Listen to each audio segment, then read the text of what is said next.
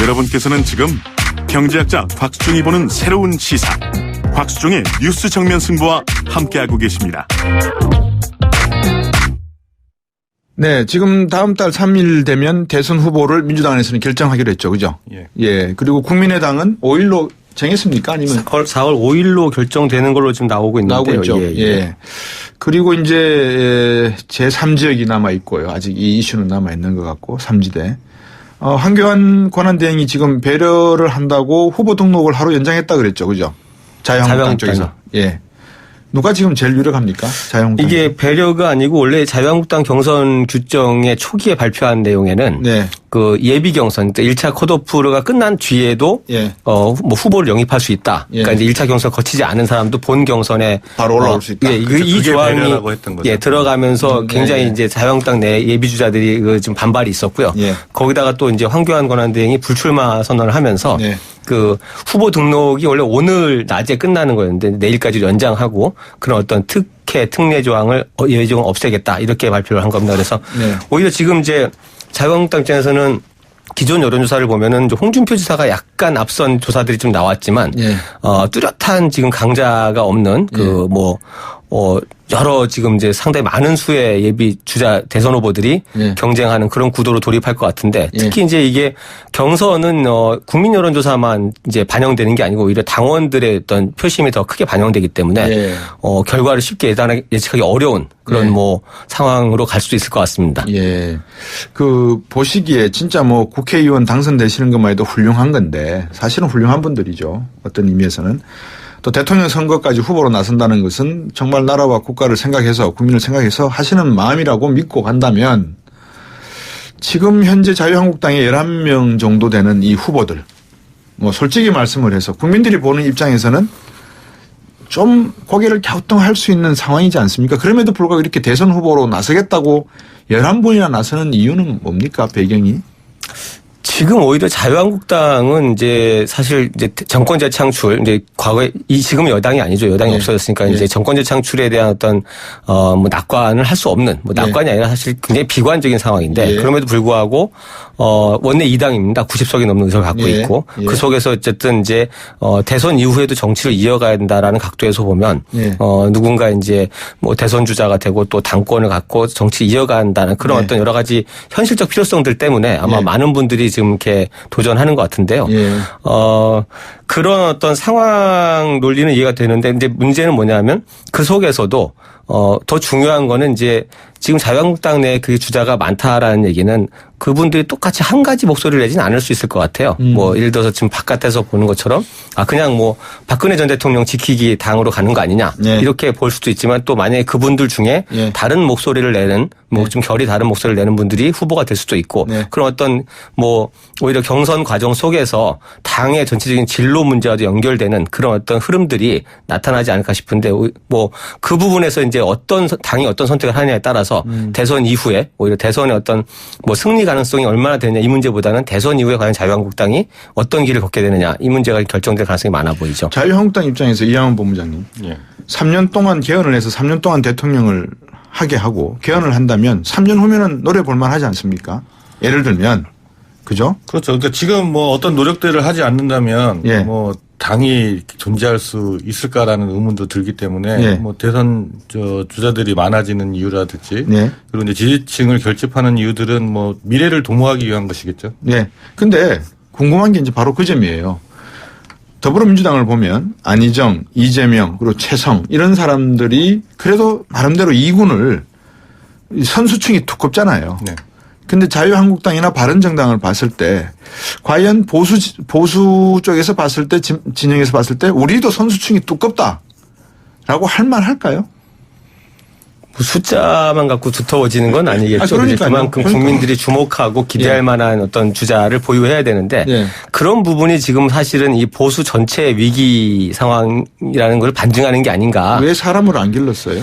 그 부분이 사실 이제 안타깝죠. 이 보수 정권 두 번을 이어오면서 9년 차에 접어들어서 이런 어떤 이제 최순실 사태가 터지고 현직 대통령 탄핵까지 됐는데 그 상황에서 결국 이게 보수 정권의 어떤 맥을 같이 해온 과거 새누리당이죠. 새누리당 이제 한 몸이었을 때 이 내에서 그 뭐 여러 선거를 거치면서 특히 이제 2016년 총선을 기억해 보시면 예. 엄청난 정도의 강도의 그 계파 갈등이 있었지 않습니까? 아유. 뭐 막장 공천 뭐 다들 기억하시는 그런 상황까지 오면서도 이게 어떤 가치를 가지고 싸우고 도대체 이게 당이 어떤 노선을 걸어야 되냐 이런 어떤 정책의 노선이나 정체성을 갖고 싸운 게 아니라 어떤 그룹으로 나뉘어진 그냥 친소 관계 뭐 이렇게 집단적으로 싸우다 보니까 국민들이 정말 기대하고 주목할 만한 네. 그런 어떤 정치인들을 배출해내는데 실패한 게 아닌가. 이게 이해 문제에만 몰두하고 네. 뭐 미래라든지 가치라든지 정체성이라든지 이런 것들에 너무 소홀해온 어떤 그런 결과가 지금 대선 국면에서 이렇게 적나라하게 드러나고 있는 게 아닌가 생각이 됩니다. 그걸 다시 말하면 뭐 당이 안 키웠다기보다는 네.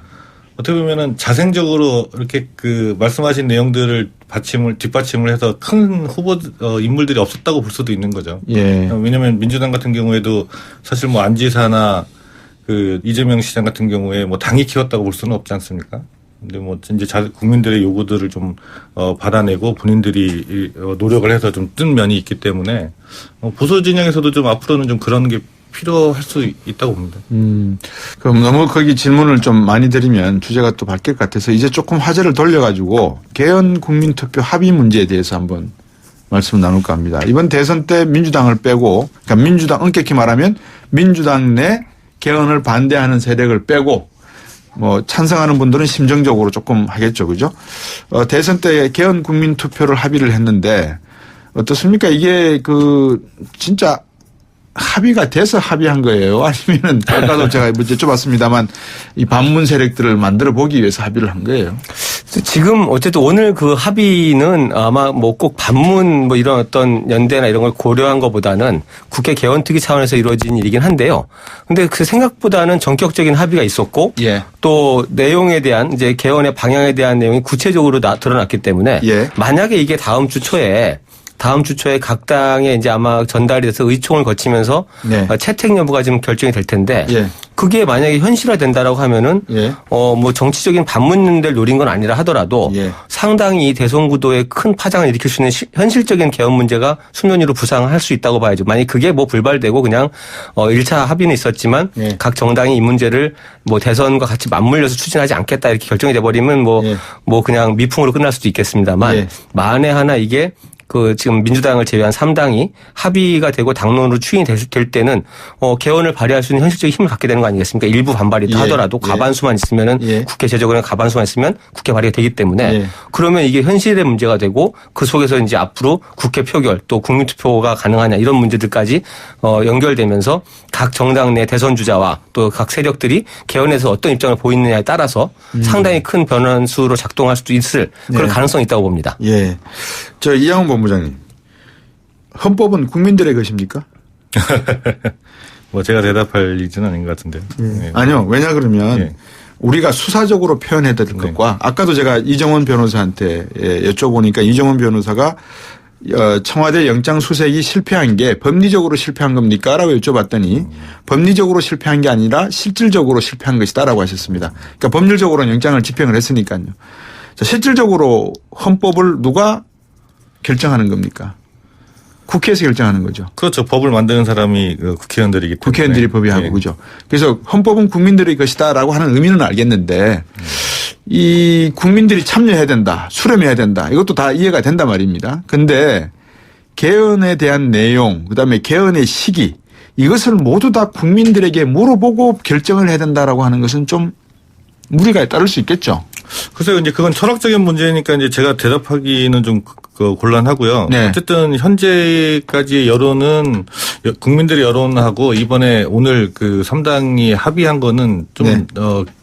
갭이 좀 있는 것 같아요. 3당이 예. 좀 더 대선 국면에 좀 빨리 조급하게 들어가고 있는 게 아닌가. 근데 이제 국민들은 뭐 이번 주에 나왔던 여론조사 KBS 연합뉴스 여론조사도 결과도 보면은. 네. 대선 전에 개헌해야 된다라는 이제 의견이 32.7%로 예. 소수였어요. 그리고 예. 뭐 연말에 했던 조사도 뭐 대략 한 3분의 1 정도가 이제 예. 대선 전에 하는 게 좋겠다라고 뭐 그런 여론들이 있었는데 네. 물론 이제 국민들이 개헌이 필요하다라는 생각에는 뭐 많이 동의하고 있는 것 같아요. 그런데 이제 구체적인 시기나 이제 방법에 대해서는 뭐 논의가 좀 성숙되어 있지는 않은 것 같은데 네. 글쎄 이제 국민들의 여론을 반영을 해야 되나. 그러니까 이제 국회의원들이 사실은 법을 만들지만 국회의원들이 국민의 지지를 기반으로 뭐 또 국민의 대표이기 때문에 국민들의 여론을 반영을 하는 게 또 당연하다고 볼 수도 있거든요. 네네. 저는 조금 생각이 다른데요. 이제 오늘 그 3당의 그 개헌 합의에 대해서 일단 지금 대선 국면의 가장 유력한 주자인 문재인 전 대표가 그 헌법은 국민들의 것이다. 그 국민 참여 속에서 결정돼야지 정치인들이 마음대로 해서는 안 된다. 이런 식의 어떤 반응을 보였고 안철수 전 대표, 국민의당 안철수 전 대표도 국민 공론화 과정을 거쳐야 되기 때문에 이게 조기에 그러니까 이번 대선에 맞물려서 국민투표에 붙이는 것은 맞지 않다 이런 얘기를 했는데 근데 그런 부분들은 어떻게 보면은 그 굉장히 그 합리적인 말처럼 보이지만 그러니까요. 국회가 입법부가 내지는 어쨌든 이 개헌을 추진하는 뭐 헌법학자를 포함해서 여러 가지 그런 어떤 전문가들이 그 어떤 바람직하다고 판단되는 안들을 모아가지고 그거를 붙여서 공론화 과정을 거치고 그것이 국민들이 결정하도록 하는 거지 국민들이 개헌안을 내놓을 수 있는 건 아니거든요. 그러니까요. 저는 그리고 그 역대 대통령들마다 지금 이제 퇴임한 파면된 박근혜 전 대통령 포함해서 대선 전에 그 개헌에 대한 적극적인 추진을 약속했다가 임기만 시작하고 나면은 뭐 이 국정의 블랙홀이다 이러면서 개헌을 계속 이제 지금 외면하고 오면서 이게 30년 된 87년 체제가 결국은 이렇게까지 오래 올게 됐는데 이런 상황에서 만약에 국회가 좀 입법부가 쉽게는 아니지만 어쨌든 단일안을 만들어낼 수만 있다면 이거를 이렇게 국민들한테 어쨌든 물어보는 과정을 거치는 게 뭐 그게 시기적으로 굳이 빠르고 느리고 할 이유가 있을까? 오히려 이런 국면에서 정치적인 갈등이나 뭐 이런 문제들을 피해서 갈 수 있다라고 하면은 조속하게 추진하는 것도 하나의 방법이 아닌가 싶은데요. 이 문제에 대해서 무조건 이렇게 뭐 국민들한테 물어보지 않았다. 그리고 이렇게 말하는 건 좀 맞지 않는 것 같고 또 대선 전 개헌과 대선 후 개헌이 어느 게 좋냐라는 여론조사도 있었지만 그 이야기의 여론은 뭐냐 하면은 이 대통령 선거 전까지 이제 조기 대선 특히 이 상황에서는 촉박한 일정이 그게 가능하겠느냐. 이런저런 걸로 또 시끄럽게 분란이 일어나는 것보다는 그 이후에 하는 게 좋지 않겠냐. 그런 당위적인 여론이지 대선 전 개헌을 하면 안 된다 이런 여론은 아니거든요. 거기다가 이게 대선과 맞춰서 하겠다라고 했을 때는 다른 반응이 있을 수 있는 게 아닌가. 저는 충분한 시간이 될 수도 있다고 봅니다. 이영훈 본부장. 뭐 그러니까 이제 그 대선 전에 개헌을 하겠다는 얘기들은 뭐 국민들이 그 관심이 이제 분산이 될 우려가 있기 때문에 좀 뭐 이후에 하자라는 측면이 있을 수는 있습니다. 그런데 이제 물어보지 않아서가 아니라 사실은 계속 그 언론사들이 여론조사를 하면서 바람직한 권력 구조에 대해서 물어봤거든요. 그런데 이제 그 공통적으로 다수 여론은 항상 그 4년 중임 대통령제인데 저는 이제 지금 해야 될 거는 뭐냐면 사실 국민들이 분권형 대통령제라는 게 무엇인지 뭐 이원 집정 문제가 뭔지 정확하게 그 상을 못 그리고 있거든요. 그러면은 그 헌법학자가 됐든 개헌특위가 됐든 우리가 그 나가야 될 그 권력 구조 개헌을 하려는 방향이 어떤 것들이 있다라고 뭐 정확히 좀 제시를 해주는 과정들 그래서 거기에 대해서 국민들이 좀 알고 이해하고 하는 과정들도 좀 필요한 게 아닌가.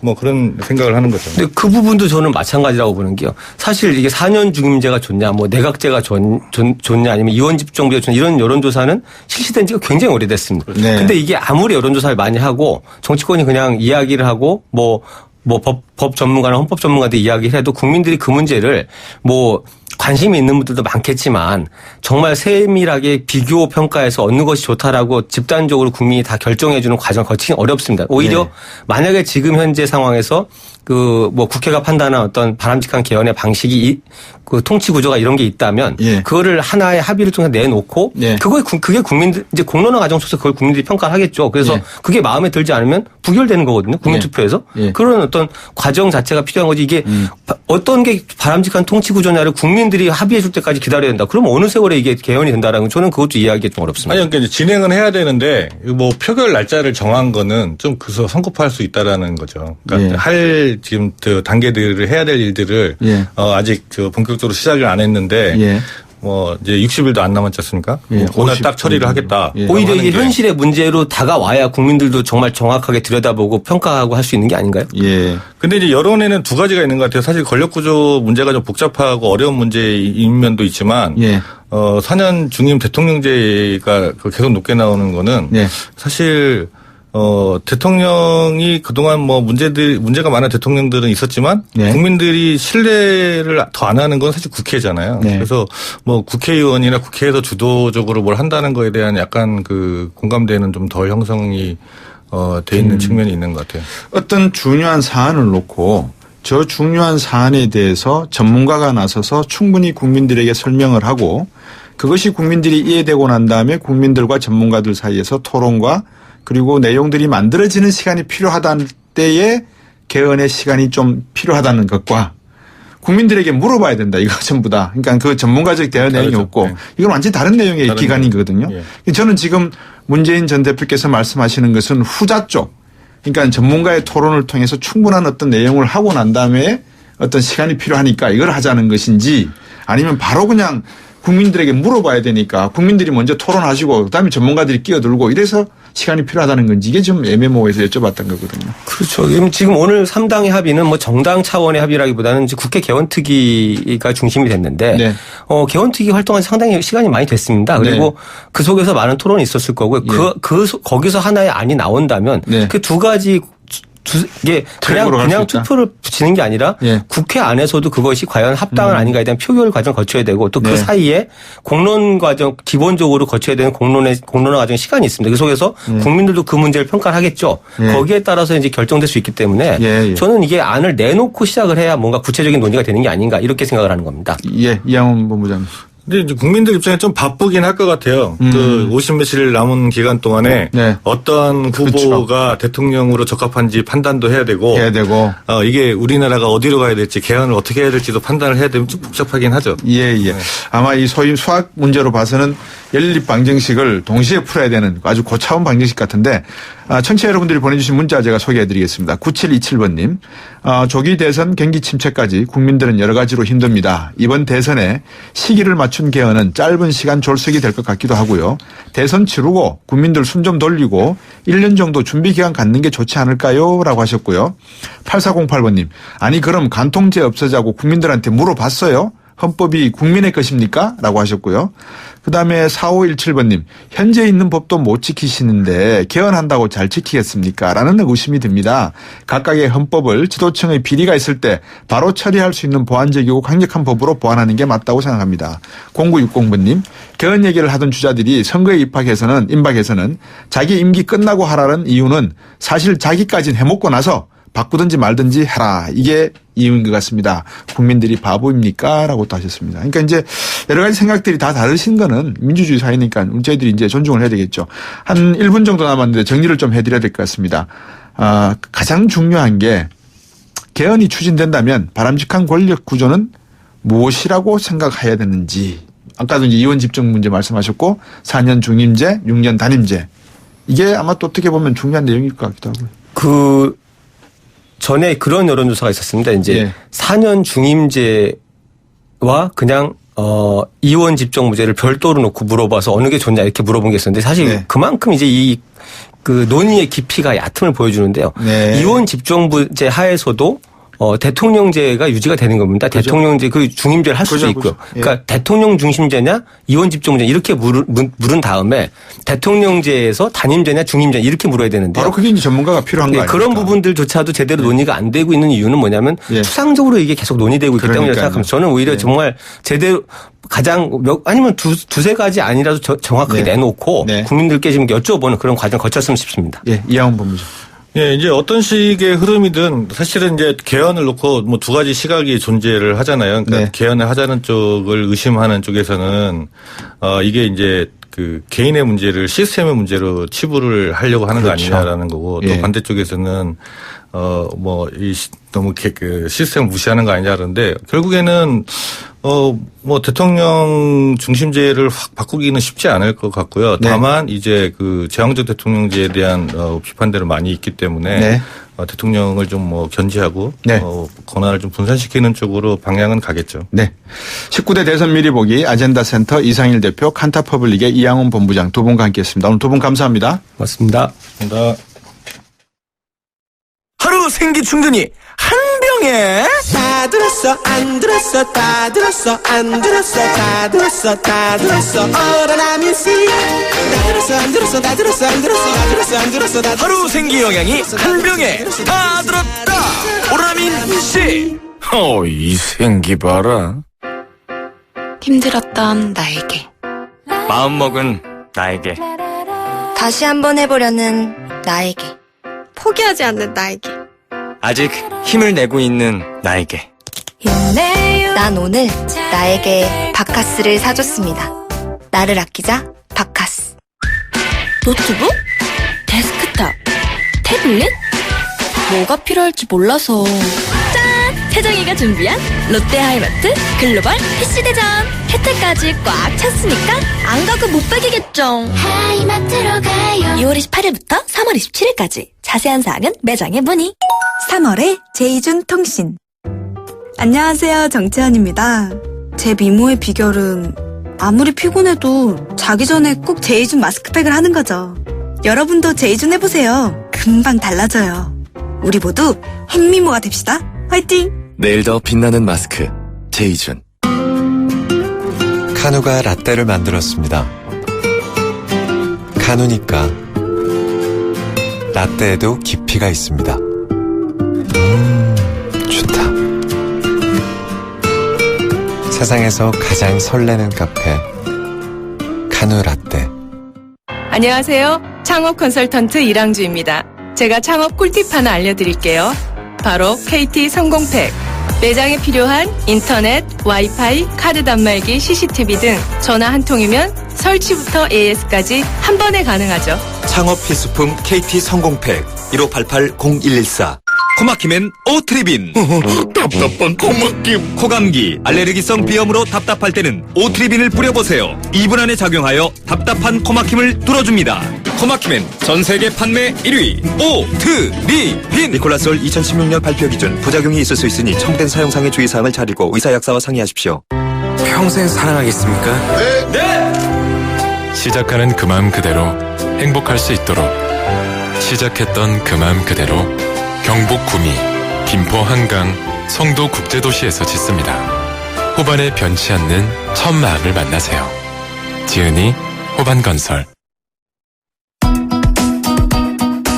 YTN 뉴스 FM 뉴스 정면 승부 오늘 준비한 내용은 여기까지입니다. 오늘 방송은 YTN 라디오 곽수중의 뉴스 정면 승부 홈페이지와 예스 애플리케이션, 팟캐스트와 팟빵을 통해 다시 들으실 수 있습니다. 지금까지 프로듀서 이은지, 작가 홍기희, 김은진, 기술감독 신동의 김승희, 진행의 곽수중이었습니다. 내일 뵙겠습니다.